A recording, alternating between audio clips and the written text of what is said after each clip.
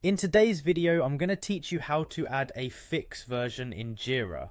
Understanding how to manage versions in Jira is essential for keeping your projects organized and efficient, and this tutorial will walk you through it step by step.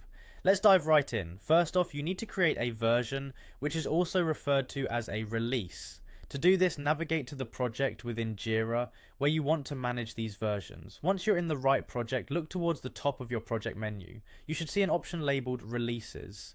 Click on this to access the Releases page for your project. Now that you're on the Releases page, locate the Create Version button and click on it. This will open up a form where you'll be able to define your new version. Here, you'll need to give your version a name. This can be anything that makes sense to you and your team, such as version 1.0 or something more descriptive. Additionally, you have the option to assign a start date and a release date if you want to keep track of your timeline.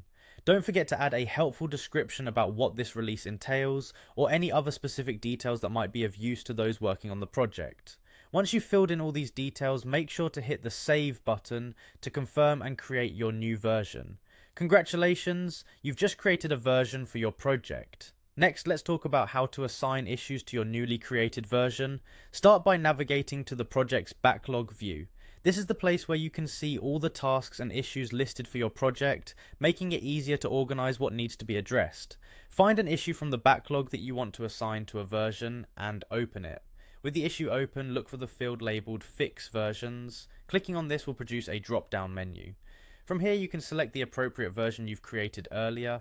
This action will link the issue to the relevant version, helping to keep your work streamlined and associated with the correct timeline.